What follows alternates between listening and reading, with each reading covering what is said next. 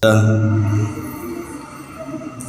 ala alihi wa sahbihi wa mawalah wa la hawla wa la quwata illa billahi wa ba'd. Alhamdulillah, segala puja dan puji hanya milik Allah subhanahu wa ta'ala. Di malam hari ini kita kembali bisa salat tarawih berjamaah di Masjid Nidaul Ilmi, dan insyaallah kita lanjutkan kajian kita masih membahas qasas Al-Quran Al-Karim. Dan malam ini kita akan membahas satu kisah dalam surah Al-Kahfi, tepatnya di ayat ke-32 sampai ayat ke-40 atau 44. Kisah ini disebutkan oleh para ulama sebagai kisah Ashab Al-Jannatayn, kisah pemilik dua kebun. Bagaimana kisah pemilik dua kebun ini? Kenapa dicantumkan di dalam Al-Quranul Karim kisah ini? Dahulu di zaman Bani Israel ada dua orang yang saling bertetangga. Ada yang mengatakan namanya Baratus dan juga satunya namanya Yahuda. Tapi ada juga yang mengatakan bahwa dua orang ini bersaudara. Versi yang satu mengatakan bahwa dua orang ini berniaga, saling memberikan sahamnya satu dengan yang lainnya. Yang namanya berniaga bersyirikat pasti ada masalah. Makanya Allah mengatakan wa inna katsiran minal khulata la yabghi ba'duhum ala ba'din. Kebanyakan orang-orang yang bersyirikat dalam sebuah perniagaan umumnya pasti akan saling menzalimi satu dengan yang lainnya, kecuali orang-orang yang dirahmati. Tapi kebanyakan orang yang bersyirikat dalam perniagaan itu umumnya pasti akan ada yang melakukan kezaliman di dalamnya. Makanya banyak orang yang tidak mau bersyirikat dalam usaha, takut banyak masalah. Lah dua orang ini ketika bersyirikat dalam perniagaan bermasalah di tengah jalan. Akhirnya kemudian sama-sama sahamnya dibagi dua, 50%, 50%. Ada yang mengatakan bahwa semua kekayaan itu sekitar 6.000 dinar. Kalau dibagi dua berarti masing-masing 3.000 dinar. Dan dinar itu lebih besar dibandingkan dirham. Dan itu banyak sekali karena satu dirham saja 4 gram emas lebih. Akhirnya kemudian salah satu dari orang ini dengan 3.000 dinar itu yang 1.000 dibelikan dua kebun yang sangat luas. Kemudian yang 1.000-nya lagi dibelikan budak-budak untuk mengurus kebun itu, dan yang 1.000-nya lagi digunakan untuk menikah.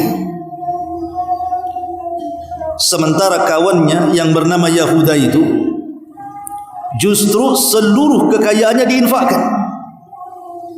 Jadi ketika melihat kawannya membeli dua kebun, dia pun ikut membeli dua kebun, tetapi bukan untuk dikelola, malah dua kebun itu diinfakkan di jalan Allah. Ketika kawannya membeli budak untuk mengurus kebunnya, dia pun membeli budak, tetapi untuk dimerdekakan budak-budak itu.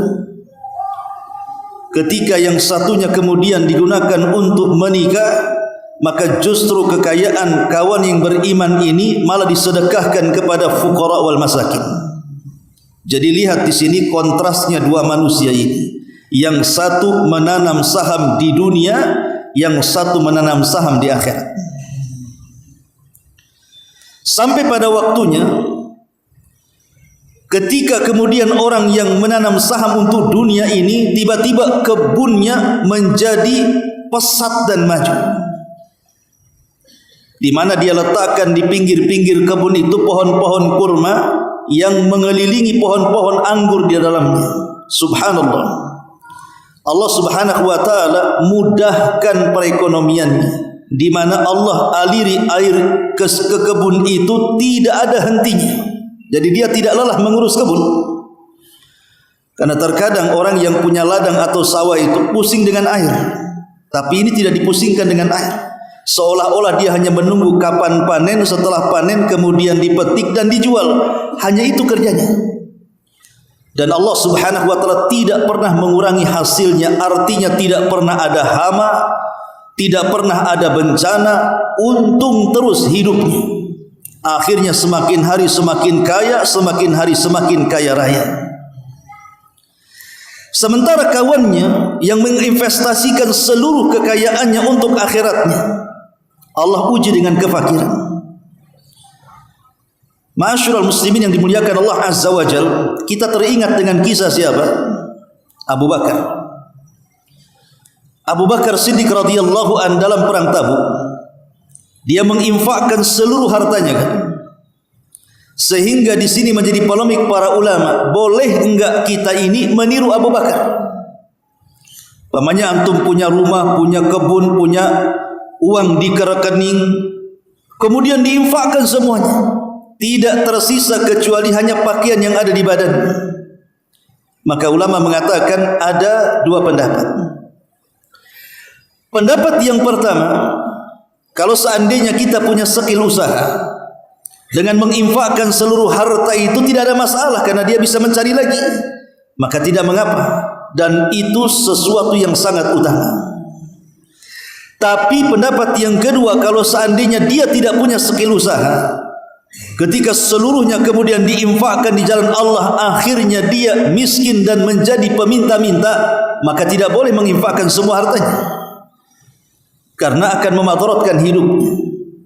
Lah, seseorang di zaman Bani Israel ini yang beriman, dia infakkan seluruh hartanya, sementara kawannya yang makin kaya justru makin sombong dan kufur serta berani membantah Allah Subhanahu wa taala. Sampai pada waktunya kawannya yang diinfakkan seluruh hartanya ini menjadi miskin, tetapi dia berusaha untuk menjaga kehormatannya, untuk tidak meminta-minta. Karena memang niatnya diinfakkan itu untuk menginvestasikan seluruh kekayaannya supaya mendapatkan surga. Lah saat kemiskinannya, dia pun berusaha mencari pekerjaan. Dibandingkan dia mencari pekerjaan kepada orang lain, dia teringat dengan kawannya yang sudah menjadi orang kaya raya. Akhirnya dia mencoba mencari pekerjaan kepada dia. Bukannya diterima, malah diusir. Kemudian dijelek-jelekan, kemudian diburuk-burukan, dihina, dan dia menampakkan kesombongannya. Dari situ kawan yang beriman menasihati kawannya, jangan seperti itu, karena kekayaan itu datang dari Allah. Tetapi kemudian kawannya yang sudah kadung kaya tapi sombong ini tidak menerima nasihatnya, justru mengusir kawannya. Dari sinilah azab Allah Subhanahu wa taala ditimpakan kepada kedua kebun yang terus dipetik hasilnya itu. Lah kisah ini dimulai. Allah Subhanahu wa taala berfirman di dalam surah Al-Kahfi ayat 32, "Wadrib lahum masalan." Wahai Muhammad, berilah perumpamaan untuk mereka orang-orang Quraisy itu. Rajulaini, tentang dua manusia. Ja'alna li ahadihima jannataini min a'nabin wa khafafnahuma binakhlin wa ja'alna bainahuma zar'an.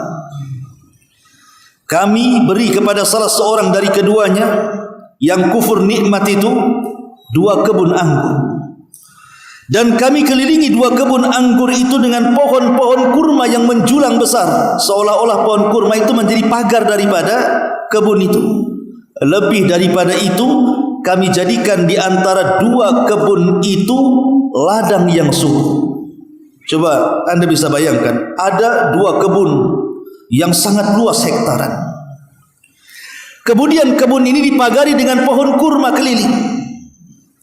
Kemudian di tengah-tengahnya ada ladang lagi, ditanami apa saja tumbuh dan menghasilkan. Subhanallah, ini nikmat mana lagi yang Allah Subhanahu wa taala anugerahkan kepada orang ini. Karena kan kekayaan di zaman dulu itu kan melihat kita tinggal di mana. Kalau kita tinggal di kota, boleh jadi kekayaan itu kalau punya kos-kosan banyak 100 pintu umpamanya, kaya dia di kota. Tapi kalau di pedesaan kekayaan itu bukan dari itu. Terkadang ditinjau dari ternaknya, mungkin sapinya ratusan, kambingnya ratusan, mungkin itu orang kaya kalau di desa. Atau mungkin tanahnya hektaran, sawahnya luas, boleh jadi itu kekayaannya. Jadi orang ini punya kekayaan berupa kebun yang sangat luas, isinya adalah kebun anggur yang dikelilingi oleh kurma, dan di tengah-tengahnya ada ladang yang bisa ditanami apa saja. Subhanallah, Allah katakan kiltal jannataini atat ukulaha walam tadlim minhu syai'an. 2 kebun tersebut menghasilkan buahnya dan tidak berkurang sedikit pun. Setiap panen itu tidak pernah berkurang. Bahkan setiap panen itu justru makin banyak, makin menguntungkan. Wa fajjarna khilalahu manahara, dan kami alirkan di celah-celah kebun itu air bagaikan sorga. Tadi saya sudah katakan ikhwan, kesulitan para peladang itu yang memiliki sawah dan ladang itu biasanya di air. Terkadang sebagian mereka rebutan air kan. Terkadang kemudian ada orang yang kemudian menyumpel air supaya tidak masuk ke ladang orang. Bahkan terkadang kelahi gara-gara air itu, kalau sudah di ladang itu. Tapi orang ini diberikan nikmat oleh Allah, airnya tidak pernah terputus dan hasilnya terus menerus dan tidak pernah dirugikan Allah Subhanahu wa taala. Semakin hari semakin kaya. Kemudian Allah mengatakan wa kana lahu thamar, dan dia memiliki buah-buahan yang begitu banyak yang menghasilkan kekayaan. Faqala li sahibihi wa huwa yuhawiru, ketika temannya datang meminta pekerjaan kepada orang ini, dia pun berdialog. Ana aktsaru minka malan wa a'azzu nahara wa a'azzu nafara. Lihat, setelah kita berpisah, masing-masing engkau membawa sahammu dan aku pun membawa sahamku, kemudian ku kembangkan kekayaanku. Lihat kekayaanku sekarang. Saya sekarang orang yang paling banyak hartanya dibandingkan kamu, dan orang yang paling kuat dibandingkan diri. Dia sombong dengan kekayaannya. Dia mulai menunjukkan kekayaannya. Dulu waktu kita berserikat, aku tidak pernah mendapatkan kekayaan seperti ini. Tapi setelah kemudian kita berpisah, lihat kekayaanku begitu banyak, sementara engkau miskin. Mulai menghina kawannya. Kemudian Allah katakan wa dakhala jannatahu wa huwa zalimun li nafsi, dan dia pun masuk ke dalam kebunnya dan dia pun menzalimi dirinya sendiri. Kita tahu bahwa zalim itu terbagi menjadi 3. Ada zalim yang diampuni oleh Allah Subhanahu wa taala, dan itu zalim kita kepada Allah. Seperti orang meninggalkan salat zalim, tapi kalau dia bertobat Allah ampuni. Ada zalim yang tidak akan pernah terampuni selamanya. Itulah zalim yang disebut dengan kesyirikan kepada Allah Subhanahu wa taala, yang sampai kepada taraf syirkul akbar. Tapi ada zalim yang merupakan kezaliman kepada orang lain dan kepada dirinya sendiri, dengan cara menyakiti hati orang. Lah orang ini menyakiti hati kawannya dengan kesombongannya. Kemudian mulai kata-katanya menunjukkan kekufuran. Apa kekufurannya? Dia mengatakan qala ma adhunnu an tabida hadhihi abada. Ini kekufuran pertamanya. Dia mengatakan, saya tidak akan mengira kalau kebun ini akan binasa selamanya. Lihat bagaimana harta itu meyakinkan pemiliknya seolah-olah dia tidak akan mati dan kekal selamanya. Itulah yang Allah isyaratkan, kalla innal insana la yatgha an ra'ahu istaghna. Manusia itu mulai akan jahat apabila kekayaan ditimpakan kepadanya. Jama'a malahu wa 'addadah yahsabu anna malahu akhlada. Ketika dia mulai mengumpul-ngumpulkan harta kemudian menghitung-hitungnya, akhirnya dia pun merasa bahwa harta akan mengekalkannya. Seperti orang ini mengatakan, ma adzunnu an tabidha hadhihi abada. Kekayaanku tidak mungkin musnah wahai kawan, kata. Enggak akan hilang. Dia tidak sadar bahwa kekayaan itu titipan Allah Subhanahu wa taala. Allah bisa saja mengambil kekayaan itu sekejap, sebagaimana Allah bisa memberikan kekayaan sekejap kepada manusia. Lihat bagaimana orang-orang yang kaya raya hanya karena Allah kirim bencana alam langsung miskin dan tidak memiliki apa-apa. Begitulah Allah Subhanahu wa taala. Tapi orang ini sombong, menasabkan kekayaan kepada dirinya seolah-olah tidak mungkin lenyap selamanya. Kemudian kekufuran yang kedua, dia mengatakan wa ma adzunnu sa'ah qaimatan, dan aku tidak mengira bahwa kiamat itu akan datang kepadaku. Seolah-olah dia mengatakan aku tidak akan mati dan akan berumur panjang. Dia menolak takdir Allah Subhanahu wa taala. Kemudian dia mengatakan yang ketiga, wala in rudittu ila rabbi la ajidanna khairan minha munqalaba. Sekiranya okelah kiamat itu terjadi, aku akan mati, maka sesungguhnya pasti Allah akan memberikan kehidupanku lebih baik, di mana Allah akan berikan tempat tinggal yang lebih baik dibandingkan kebun-kebunku hari ini. Seolah-olah dia meyakini bahwa ketika Allah memberikan kekayaan itu tanda sayang Allah kepadanya. Salah. Kekayaan itu bukan tanda sayang, sebagaimana kefakiran juga bukan tanda Allah menghinakan. Karena kebanyakan manusia kan begitu. Apabila diberikan kekayaan yang banyak, dia mengatakan Rabbi akraman, Rabbku sedang memuliakan diriku. Tapi ketika dicabut rizkinya, dia pun mengatakan Rabbi ahanan, Rabbku sedang menghinakan diriku. Tidak, kekayaan itu bukan tanda sayang. Kenapa? Karena kekayaan itu bersyarikat antara mukmin dan kafir. Abu Jahal kaya, Abu Bakar kaya, Sulaiman kaya, Namrud juga kaya. Apakah kemudian orang-orang ini dicintai Allah? Tidak, kekayaan itu bukan tanda dicintai Allah Subhanahu wa taala, karena kekayaan itu bersyarikat antara mukmin dan kafir. Bahkan binatang sekalipun tidak ada keutamaan kekayaan itu. Makanya ada istilah malun salih li rajulin salih. Harta itu akan menjadi baik kalau yang pegang orang baik, tapi harta itu akan jadi jahat kalau yang memegang orang jahat. Karena hakikat harta itu at-tajmi' wa tafriq. Kita kumpul, habis banyak kita tinggalkan. Itulah kekayaan.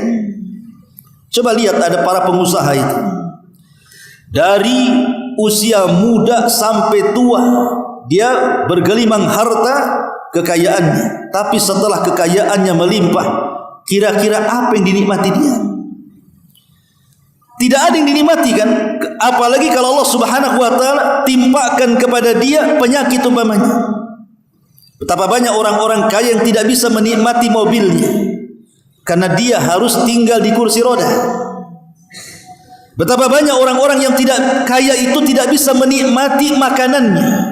Padahal kalau seandainya dengan kekayaannya dia borong 100 warung Padang, itu dia bisa tuh. Tapi tidak bisa dimakan. Makan ini kolesterol naik, makan ini darah tinggi naik, makan ini besok mati, tak jadi dimakan. Ma'asyiral muslimin yang dimuliakan Allah Subhanahu wa taala, ingat sekali lagi bahwa kekayaan itu bukan tanda sayang, tapi kekayaan itu adalah ujian dari Allah Subhanahu wa taala. Setelah dia sombong di hadapan kawannya dengan kekayaannya, membanggakan kekayaannya, mulailah kawannya menasihati. Dan harusnya seperti itu, yang namanya kawan itu harus memberikan nasihat. Karena kalau seandainya kemungkaran didiamkan, bisa saja kemudian musibah itu bukan hanya terkena orang zalim saja, orang-orang baik pun terkena imbasnya. Makanya Allah mengatakan wattaqu fitnatan la tusibanna alladzina zalamu minkum khassah. Takutlah akan fitnah, kalau terkena itu bukan hanya orang zalim saja yang mati, orang baik pun kena imbasnya masalahnya. Makanya kita tidak boleh membiarkan kemungkaran. Lah disilah kawannya mulai menasihati. Qala lahu sahibuhu, berkatalah kawan yang beriman kepada kawannya yang kufur nikmat ini.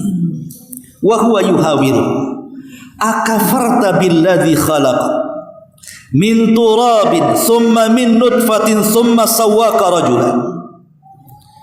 Apakah engkau kufur dengan Rabbmu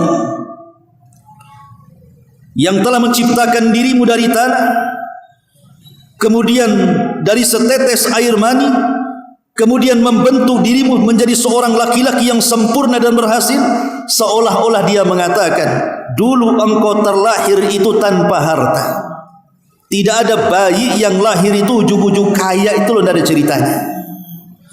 Dulu waktu kau bayi, dari mana kekayaan? Kau tidak ada. Setelah kau besar, kemudian Allah berikan kekayaan. Pertanyaannya, siapa yang memberikan kekayaan itu? Allah subhanahu wa ta'ala. Kenapa kau sombong dengan Allah subhanahu wa ta'ala? Kemudian kawannya menasihati lagi, lakinna huwallahu rabbi wa la usyrik bi rabbi ahada. Akan tetapi aku yakin dia Allah adalah Rabbku, dan aku tidak akan menyekutukan dengan Rabbku sedikit pun. Seolah-olah dia mengatakan, tidak ada masalah aku miskin, tapi aku tidak akan menyembah harta. Sekalipun Allah berikan kekayaan, tidak mungkin kekayaan akan menjadi Tuhanku. Tidak seperti kamu, mentang-mentang kau kaya, akhirnya kau diperbudak hartamu. Persis seperti sabda Nabi SAW, ta'isa abdu dinar wa ta'isa abdu dirham. Celaka hamba-hamba dinar dan celaka hamba-hamba dirham. Boleh jadi di zaman sekarang kita tidak akan mendapati orang yang menyembah Lata, Uzza, Manat, Hubal dan yang semacamnya yang terjadi di zaman jahiliyah. Tapi boleh jadi Lata, Uzza, Manat itu sudah berubah menjadi rupiah. Itu yang kita sembah hari ini. Ketika dia susah, dia berpikir kalau kaya dia bisa kemudian memperlakukan kekayaannya sesuai dengan kehendaknya. Ketika dia sudah kaya, kekayaan pula yang menyetir hidupnya. Ini kan hamba-hamba dunia namanya. Maka dia ingatkan itu.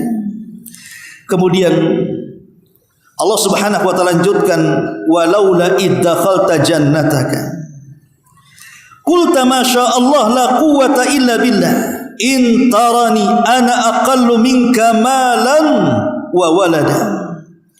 Dan mengapa kamu tidak mengatakan waktu engkau masuk ke dalam kebunmu, masya Allah la quwwata illa billah, sungguh atas kehendak Allah semua ini terwujud, tidak ada kekuatan dan daya kecuali pertolongan Allah. Sekalipun kamu melihat aku lebih sedikit harta darimu dan lebih sedikit anakku di antara anak-anakmu, tetapi dia mengatakan fa asa rabbi an yu'tiyani khaira min jannatika, tapi semoga Rabbmu memberikan kepadaku sesuatu yang jauh lebih baik dibandingkan kebunmu. Dulu sewaktu engkau membeli kebun, aku pun beli kebun, tetapi kebunku aku infakkan karena aku berharap kebun di surga. Dulu sewaktu engkau memberikan budak-budak yang kau pekerjakan di kebunmu, aku juga sama memberikan budak, tapi ku merdekakan dengan harapan aku mendapatkan istana di surga. Dulu kau gunakan untuk syahwatmu, aku gunakan di jalan Allah karena semata-mata mengejar akhirat dan surga yang ku kejar sampai aku meninggal dunia. Seolah-olah dia ingatkan kawannya, kau jangan menghina karena kefakiranmu. Kau jangan pernah menjelek-jelekkan karena aku orang miskin, karena kemiskinanku adalah kemuliaan bagiku.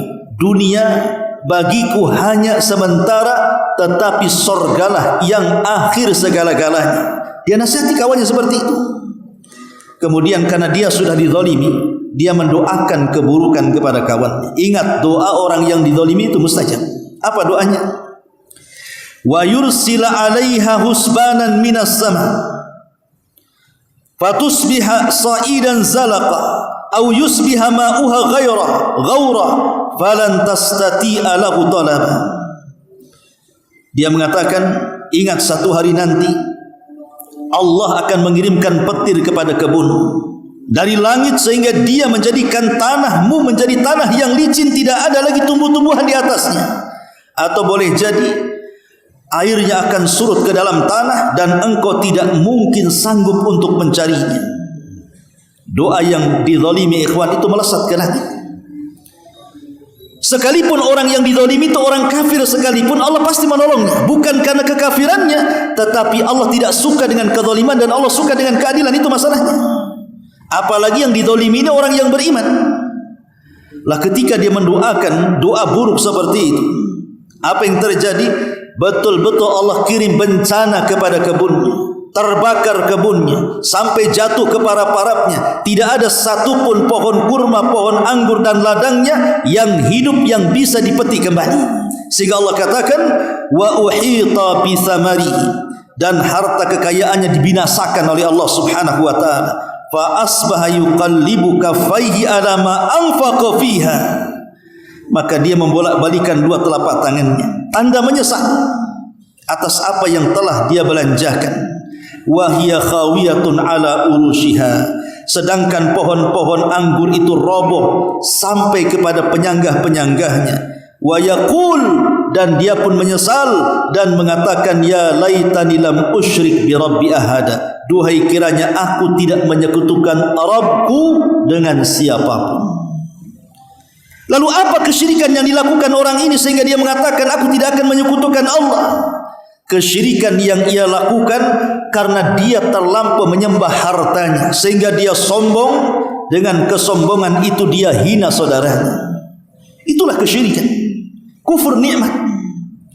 Kemudian Allah katakan walam takun lahu fi'atun yansuruna min dunillah wa ma kana muntasira unalikal wilayatu lillahi al-haq wa huwa khairu thawaban wa khairu uqba. Tidak ada sekelompok orang pun yang sanggup menolongnya, dan dia bukan termasuk orang-orang yang bisa menolong dirinya sendiri. Di sanalah pertolongan itu hanya milik Allah yang hak. Allah Subhanahu wa taala lebih baik pahalanya dan lebih baik balasannya. Di sini ada pelajaran. Pelajarannya adalah kalau kita diberikan nikmat oleh Allah Subhanahu wa taala, maka ada doa yang diajarkan dalam ayat ini supaya nikmat itu tidak terkena hasad orang, supaya nikmat itu tidak terkena penyakit ain sihir orang, supaya nikmat itu tetap bertambah dan berkah. Apa doa yang diajarkan dalam ayat ini? Masya Allahu la quwwata illa billah. Ucapkan seperti itu. Kalau kita baru beli mobil, baru beli motor, baru bangun rumah, punya anak cantik, punya anak cerdas, pokoknya diberikan nikmat, jangan lupa kita katakan Masya Allahu la quwwata illa billah. Ulama mengatakan bahwa kalimat ini bisa menolak hasad. Kalimat ini bisa menolak hasad, karena hasad itu ibarat kita melawan setan. Kita tidak tahu yang mana satu yang hasad kepada kita. Dan hasad ini sampai kepada taraf dia mampu menyihir kita. Dengan apa? Dengan kedua matanya, yang disebut dengan penyakit ain namanya. Dan kebanyakan manusia umumnya meninggal itu karena penyakit ain. Setelah takdir Allah Subhanahu wa taala, umumnya manusia mati terkena penyakit, akhirnya kemudian meninggal dunia, itu disebabkan penyakit ain. Penyakit hasadnya orang yang memandang kita. Akhirnya kita sakit, kita bangkrut. Dengan sebab itu kita kepikiran banyak penyakit, akhirnya meninggal dunia. Begitu dalam hadis Nabi SAW. Makanya kita lihat terkadang ada orang yang buat pesta, diundangnya banyak orang. Dia tidak tahu dari undangan itu boleh jadi ada mata-mata hasad. Setelah kemudian undangan bubar, yang ketika mereka berkumpul, ya boleh dikata bercanda sana, ketawa sini. Setelah bubar malah bertengkar sesama orang yang di rumah itu. Padahal baru saja mereka senang-senang kan? Tiba-tiba terjadi pertengkaran. Boleh jadi ada di antara undangan yang kita undang itu memiliki penyakit ain dan hasad, yang sebab itulah akhirnya terjadi pertengkaran. Makanya kalau seandainya kita buat acara kemudian mengundang orang, banyak-banyaklah berdoa supaya jangan sampai kita terkena hasadnya orang yang hasad. Kita katakan Masya Allahu la quwwata illa billah. Sungguh atas kehendak Allah semua ini terwujud, tidak ada kekuatan dan daya kecuali hanya milik Allah Subhanahu wa taala, karena kita tidak bisa melawan hasad secara langsung. Kita tidak tahu yang mana satu orang hasad itu kan, maka serahkan kepada Allah. Allah lah yang akan melawan orang-orang yang hasad, dan kita katakan tidak ada kekuatan dan daya kecuali Allah Subhanahu wa taala yang memilikinya. Inilah di antara faedah dari kisah ashab jannataini. Subhanakallahumma bihamdika asyhadu an la ilaha illa anta astaghfiruka wa atubu ilaik. Allahu ta'ala alam. Assalamualaikum warahmatullahi wabarakatuh.